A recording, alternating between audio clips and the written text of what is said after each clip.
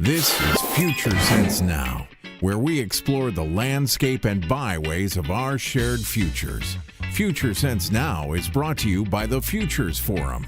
Stay tuned for a journey to the future with host Dr. Claire Nelson.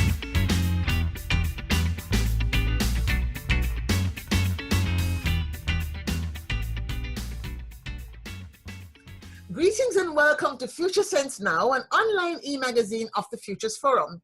It is April 2018 and we're celebrating Earth Day with an exploration into the futures of islands, smart islands, 2030 and beyond. The United Nations notes that small islands have very different challenges from the rest of the larger countries, and we hear a lot about climate change and existential threats to islands due to rising sea levels. Since 1994, the UN actually has recognized that islands, small island development states in particular, have a greater risk of marginalization because of their small size, remoteness from large markets, and high economic vulnerability to economic and natural shocks beyond their control. We all know about the hurricanes of last year that devastated the Caribbean region. So in this segment, I will be going to the Caribbean. So imagine flying with me to the Caribbean to visit with ARNO BOERSMA, who is manager of the Center of Excellence for Small Island Development States, a special project of the United Nations Development Program in partnership with the island of Aruba.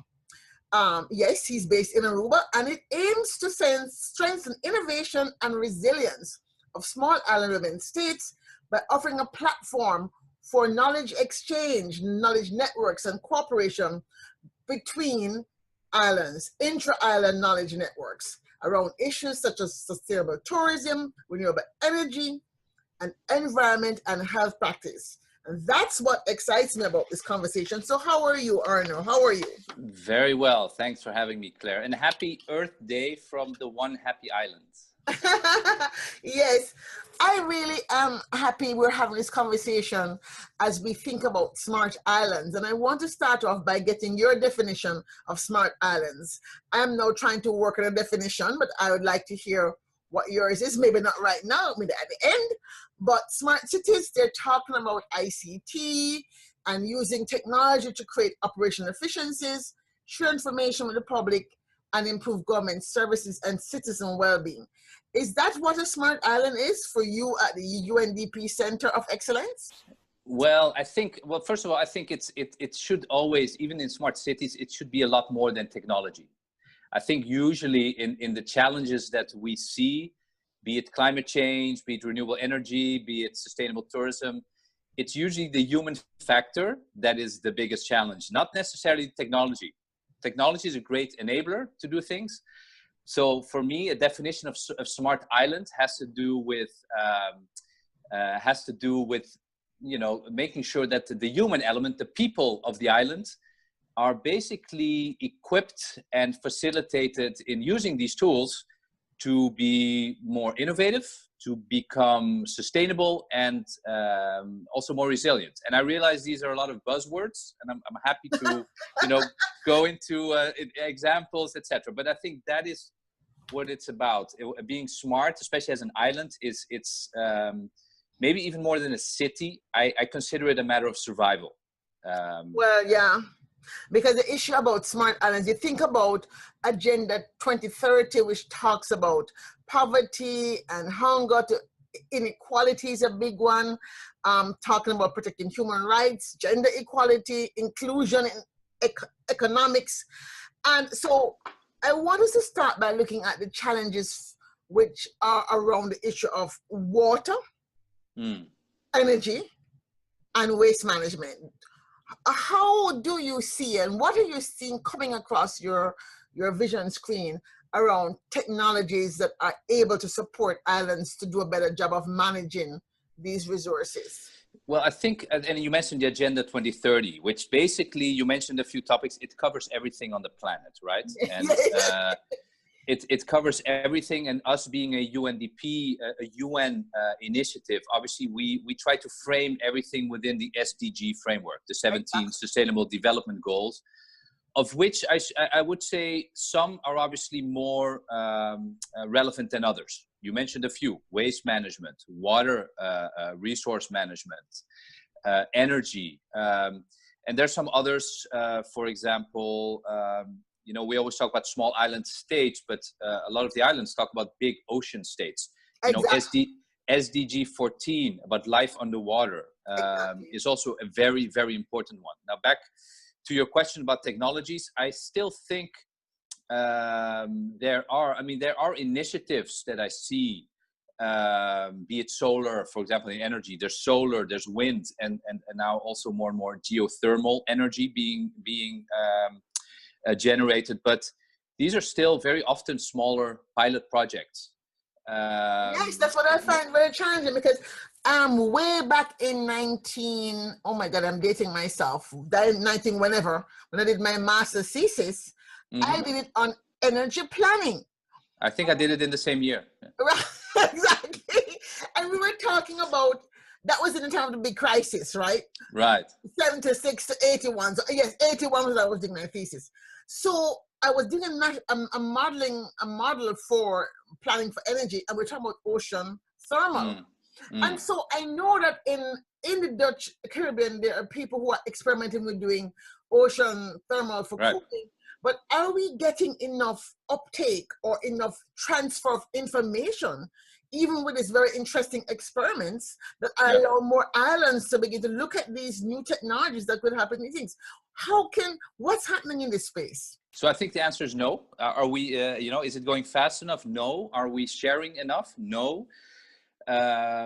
So I think one of the biggest barriers is the economies of scale, right? It's different if you put up a solar plant in Germany. You'll have a big, you know, a big target market who can buy. Usually islands are quite small, so to set up these operations is relatively expensive. So what we see, so I think that is one barrier why things are not happening. But I am at the same time very hopeful, because and this is also one of the roles that we as a Center of Excellence play, is it's much easier to share information and knowledge now through social media, through, you know, actually what we're doing right now, right? Through just setting up an interview through Zoom. You know, I could be in Fiji, I could be in Samoa, we could be having the same conversation. So what is really helping is that technology is facilitating the knowledge exchange.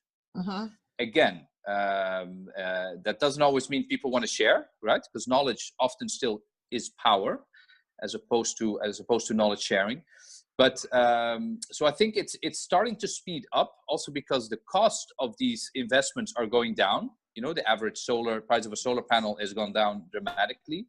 On the one hand, so it's becoming more and more interesting. You also see that populations, and for example, on Aruba, tourists are becoming more aware and more demanding.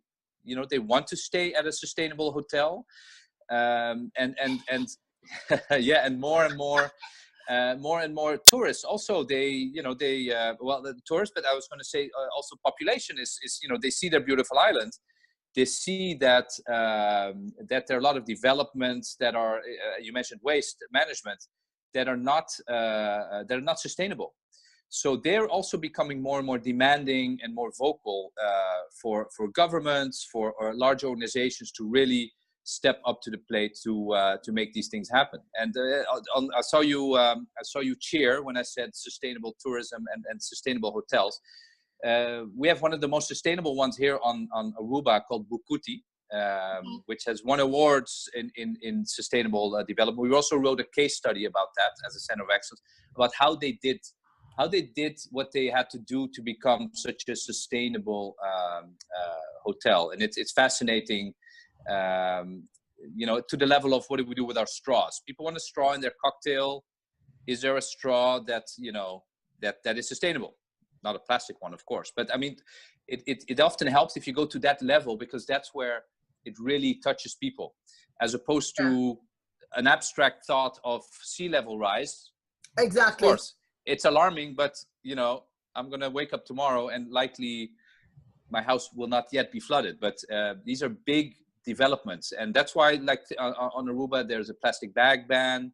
They're now looking at straws. I know a lot of islands are looking at styrofoam. These are very tangible behavioral things. Unfortunately, where I'm from in Jamaica, even though I don't live there, I go back often enough to see what I see, and Uh-huh. I am not seeing the uptake of what I call a sustainable mindset.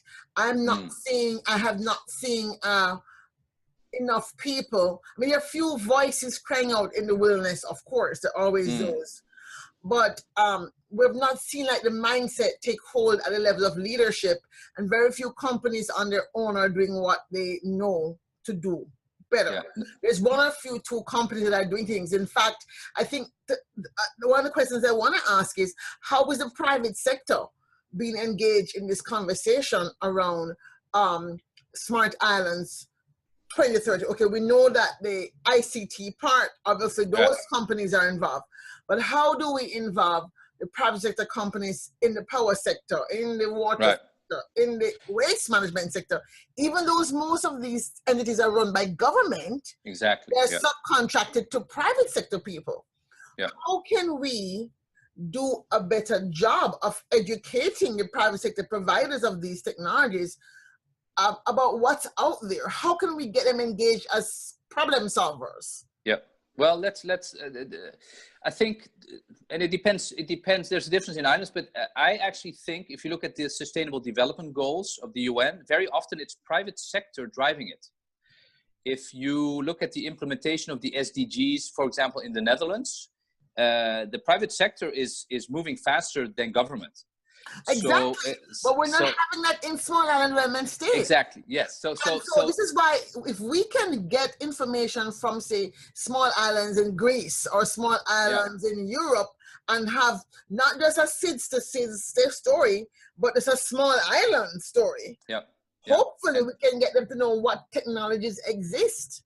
Yes. No, this is exactly, and this is why the Kingdom of the Netherlands is an interesting case, because we are both a country in Europe with a lot of advanced technologies, and we are also within the kingdom. There are 6 islands who are also, using these technologies, developing these technologies further. So we try to use that example of the private sector and also have it kind of stimulate both here, but also that's why the Center of Excellence was created in Aruba, to make sure that we show those examples in renewable energy, sustainable, to other SIDS in the Pacific, in the Ames region. But I think what is key here is, in my experience, it's behavior change. Exactly. On every level, right? So also you mentioned, so what can the private sector do? Well, if these utilities are owned by the public, by government, then there are a lot of interest at play. People will be concerned about their jobs. They may need to be, they need to relearn, how to do their job, because, it's new technologies. So it's very often biggest challenge is to break through the status quo. And what I see happening now is it's happening very small and small. The islands are, on the one hand, adopting some of these innovations, but on the other hand, making sure that it's not too disruptive to their current state. So it's going very slowly, but hopefully, as you mentioned, you don't see a lot of change in Jamaica, but Jamaica is doing, big solar parks, and it's sort of, I guess I should say more. I was complaining more about the waste management part. Yes, no, but I do see energy, but water, I don't see any issue. The definitely thing on water, I'm not doing the waste. So when we talk about the future, because people talk about the future, then let's take water, because that's a matter of life and death, right? Everything is a matter of life and death, but water, I think the number is 7 days without water and you're toast, right? Something like that. Yeah. So let's talk about water. Water management technology, desalination has been around a long time, right? But as we look at the future of these technologies, how is the Center of Excellence perhaps helping to identify that research that is being done in places that are sometimes very obscure, right? And helping to shed a light on this research, tracking that research, and beginning to sort of foster a community of investors around these smart water management technologies that would allow us to do a better job. How is that happening at present? So to disappoint you, we haven't done the in-depth research you just mentioned. But it's a great suggestion, because sometimes because we're dealing with all the 17 SDGs, that we are very active in sharing the best practices of between islands, but we don't have the capacity to go in depth. But so I do think on the one hand it's a great suggestion. Also, because I mentioned we are obviously a part of the Kingdom of the Netherlands, which is when it comes to water, the Dutch have done a lot, not only to keep the country dry, but a lot in terms of water technologies. I think one of the solutions is obviously that, for example, here on Aruba, it's desalination, but it's usually still it's still driven by fossil fuels. Right. Right.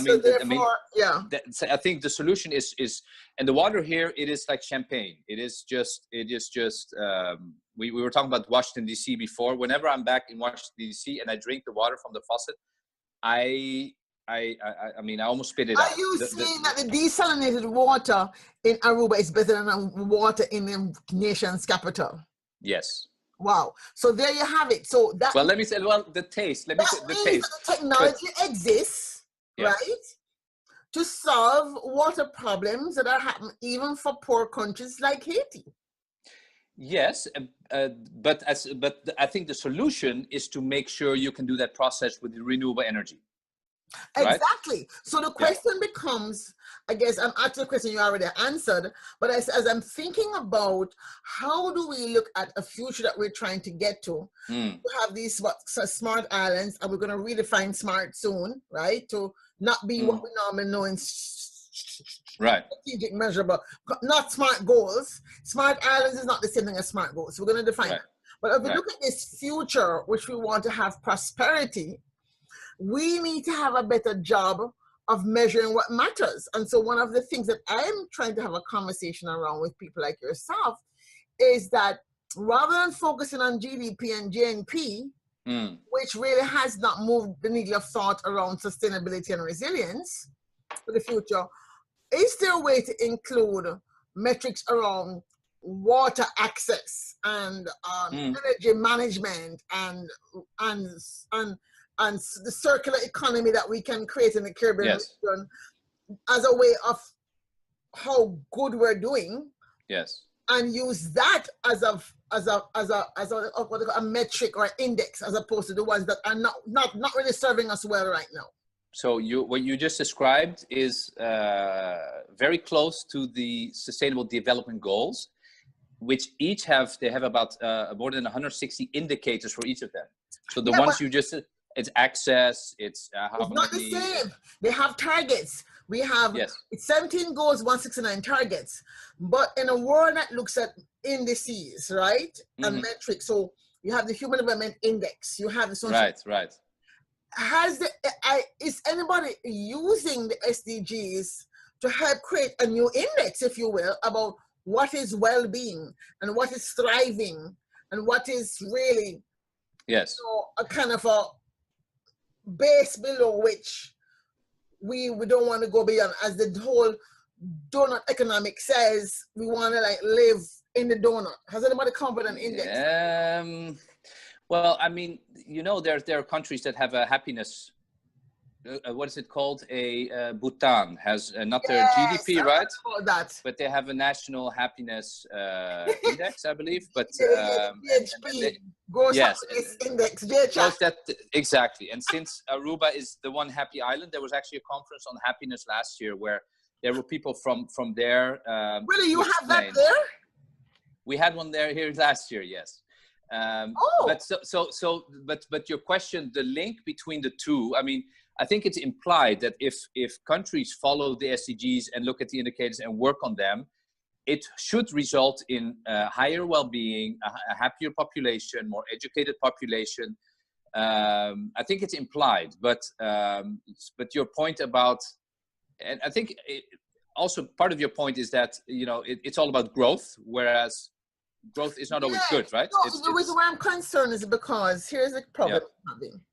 I'm trying to figure out what is a smart island if people are not employed, What is a smart island if people are still living with lots of garbage floating on the coastline? Right.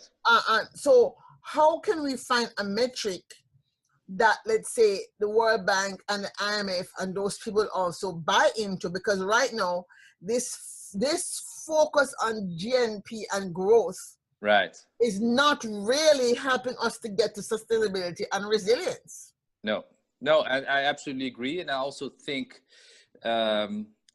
this has to do with mindset. I'll give you an example. You can look at the tourism sector, which is very important, of course, for many islands, and measure the success by the growth in number of tourists. I personally think if you do want to stick to growth, why not measure the amount that each tourist spends? Exactly. Right? You could have less tourists, but even have a growth of your tourism sector. Exactly. But this too is, and this is a global, of course. I mean, in general, growth is seen as a positive thing. Whereas if you look growth can also be cancerous, and that's the whole point. Exactly. And for small islands and smart islands 2030, we have to begin to define what the carrying capacity for tourism really is. What is the cost to the water table if we have tourists that are coming in by the millions, but they're not paying enough us to be able to replenish the water or to clean the water fast enough because we can't afford a new piece of equipment? Yes. And this also, no, I fully agree about the carrying capacity. And what's also important is to take the complete view. For example, sometimes on islands, when there are discussions or decisions to take on a new development, a new hotel, the only argument will be, but it will lead to 500 new jobs, right? But the full scope has to be, what is the impact on the environment? What is the impact on if there's a social welfare system? What is the impact on, what is really, and even sometimes the jobs don't, these 500 employees might not come from the island itself. They might be people from elsewhere. So what sometimes happens is that indeed the focus is growth, and the focus is, in this case, I'm mentioning jobs. Whereas if you want to, especially islands, because the size is so small, if you look at decisions like that, you should take all those factors into account. And the answer may be no new development. And we're going to focus on, we're going to invest in the environment because the tourists are becoming more and more eco-sensitive, etc. So and creating jobs there. Exactly. But that means earn them the foreign exchange. And so we're in a tough situation. As we think about this idea of smart islands then, one of the questions I have then is, smart islands require smarter leaders. To do this paradigm shift that you're talking about. How does the Center of Excellence have to teach the future? Right. Or to show the future, to allow people to kind of see for themselves as a leader, that's where they ought to be heading? I don't think it's just islands that need smarter leaders, but I think one of the things, so one of our key target audiences, maybe the key is policymakers in islands. Because we want to help them, show them what other islands are doing, how they can create policy to stimulate, being a smarter island. So, I mean, it's hard to respond to your comment that leaders should be smart. I mean, I think having smarter leaders is always a good thing. It's always a good thing. Because the factor is that most of our leaders remain very much focused on the next election, and that's everywhere, right? Yeah.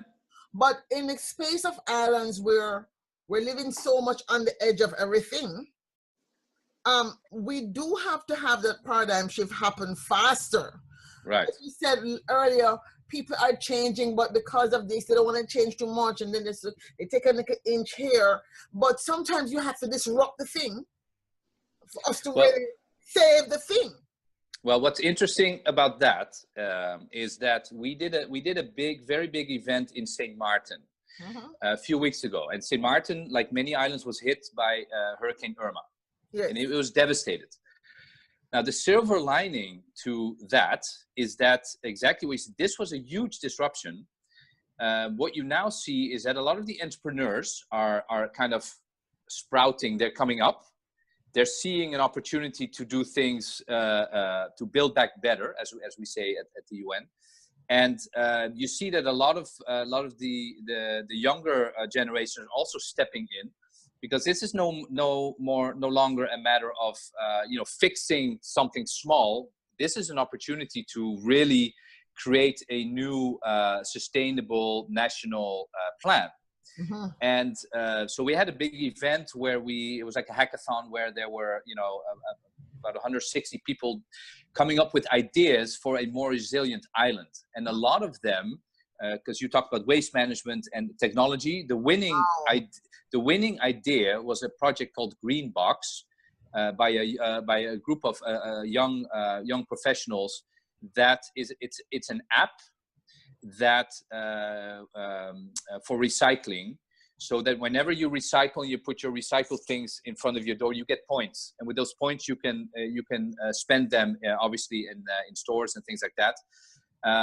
So they had created a whole idea where it's like a reward system for recycling, and through an app, through a technology.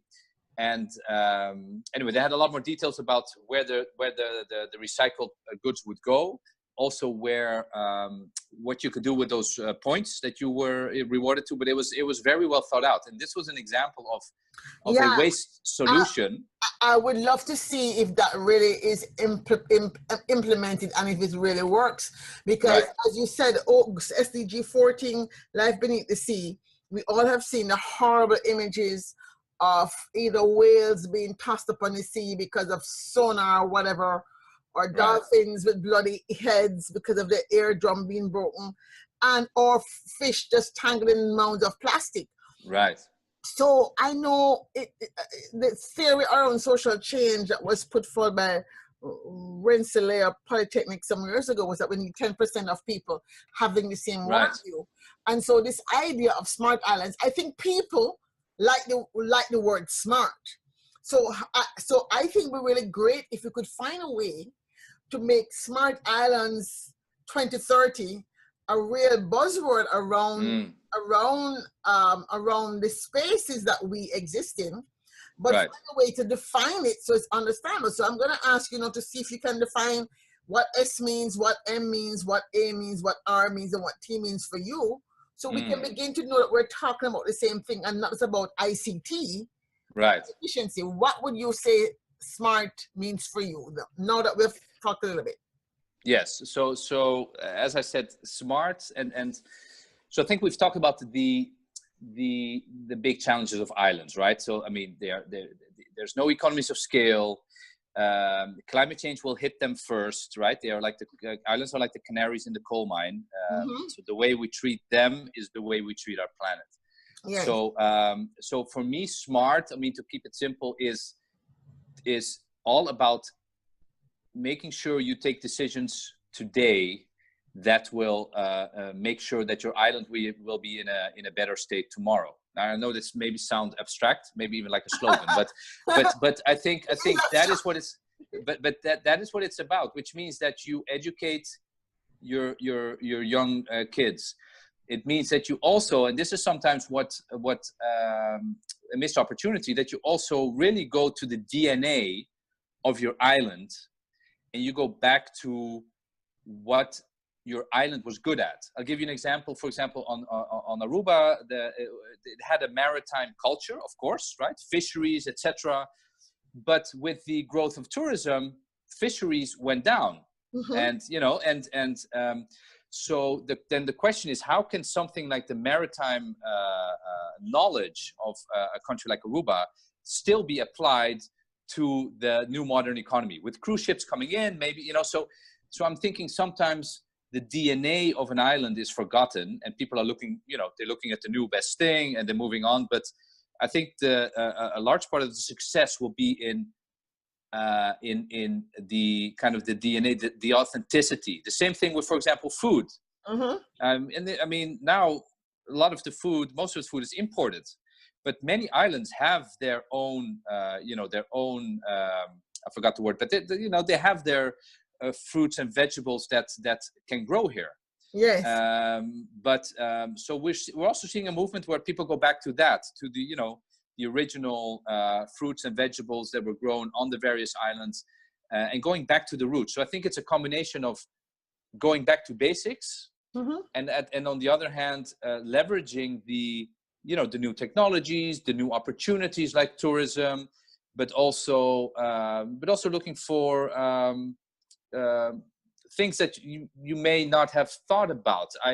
For example, I was thinking about a concept call it knowledge tourism. Why, with those millions of tourists coming to the various islands, why not be more facilitating or diligent into tapping into the knowledge of these people? Now, most will they want to lie on the beach, but many of them actually would love to speak at the university or to talk about the book they wrote, etc. So that's one thing, right? Look at this big source of your economy as also a source of knowledge. But to create with the new technologies, use them to make your island smarter. Because amongst them, there's professors, authors, scientists, whatever. I like the idea very much. Actually, I think we should work on that as one of the things. Okay, so that's our first action point for follow-up. The other thing, the other thing related to this is, because I sometimes think with all the constraints, sometimes when you can solve an issue on an island, you can likely solve it in a large country or that does not have those constraints, right? Yes, yes. We talked about the economies of scale for solar panels. Well, if you can figure it out, make it profitable on a small island, then likely with bigger markets, etc., you can make it work elsewhere. So I think one of the parts of being smart is also become laboratories for innovation and for sustainability, and even have these, I was talking about this tourists, have these tourists go back to the countries being more aware and educated about what it is to be sustainable, what it is, things they may not learn in their own countries. For example, a lot of the tourists here are from the United States. I'm sure the use of straws, plastic versus biodegradable, is a much bigger issue on islands than maybe in the US. But you can actually take a simple example like that. You can actually educate them so that everyone who actually goes back to their country after visiting the island has become smarter themselves. And that way, you're actually making other countries smarter too. So this is just one factor where I say there's also missed opportunities. And this missed opportunity, I call it knowledge tourism, is, make your own country smarter by all this knowledge coming in, and then you also use it and going back. That's true. Let me ask you one or two last questions. What is, as you think about 2030, something that you're living, breathing, and it's something that I think about every day. Right. What is a headline that you would foresee as one of the successes of the Center of Excellence that you could report on? 2030, everybody's reporting on what happened. What is one of the headline successes that you would be reporting on from the Center of Excellence? Well, I think a headline in general, it would be great if I allude to what I just said, is that islands, a proven laboratory for the future of the planet. Yeah. Could be a headline. That's a good one. Because proof means that you've actually tested and tried something. Exactly. So that's a very good one, I think. I like that. Yes. So I think I could help you do that. I know. Okay, that's our second action point. So I shouldn't even ask you this question because I know what your answer is going to be. But it's my standard question. So optimistic, pessimistic, or neutralistic? I have two answers. Is that okay? Yes. Do I have to choose? No, you can't. No, you don't have to choose. I think, well, the thing is, it's urgent. Yes. So I would rather have, so whatever it takes for people to get the sense of urgency, would help. So I think pessimistic, have people realize the actual grave challenges that there are, and that islands are actually going to be gone in decades. The countries will no longer exist. So in that sense, pessimism sometimes helps getting people into action. but in general, I'm optimistic and hopeful because I also see that sometimes solutions can come very quickly. I see that the next generation, which is also something we saw on St. Martin, is very creative, much more environmentally friendly. Very often, even though they're a lot on social media, but more conscious about consumerism and things like that. So I'm very hopeful, but sometimes I myself, but in terms of getting people into gear and getting them moving and acting, it doesn't hurt to be pessimistic, because like I said before, some of these challenges are very abstract, right? Yes. I mean, the climate change, it's you not... You have to make it so people actually see the urgency, the fierce urgency of now, as they would say. Exactly. Really, well, coming from an island, I'm really, first of all, happy. I didn't know that this center existed since I started doing this research. So I'm very happy to discover the Center of Excellence for Sustainable Islands for the SDGs. I want to thank you so much for taking time to speak with me about Smart Islands 2030 and beyond. I thank you for giving us the opportunity, and you're very welcome to come visit us when you are in this corner of the Caribbean. Come and visit us. Yeah, I've been and trying. We can keep talking. Definitely. So folks, there you have it. We want to come to the end of this wonderful conversation about what the Center of Excellence for UNDP is doing in Aruba to help share knowledge around how the future might emerge and how islands can use technology and technology transfer to have, make sure they have thriving futures and sustainable futures. Thank you for joining us on Future Sense Now, where we explore salient ideas for sustainable futures. Thank you, Arno. Thank you, Claire. Yes, creating the future we want, friends, is our shared responsibility. You know that. And it is far better for us to be the parents of this future than the child of our past. So go out there and help us all create smart cities, smart islands, and a smart planet. And as we say in Jamaica, you have been listening to Future Sense Now with Dr. Claire Nelson, brought to you by the Futures Forum. For more, please visit www.thefuturesforum.org. Thank you for listening. Spread the word. Share the future.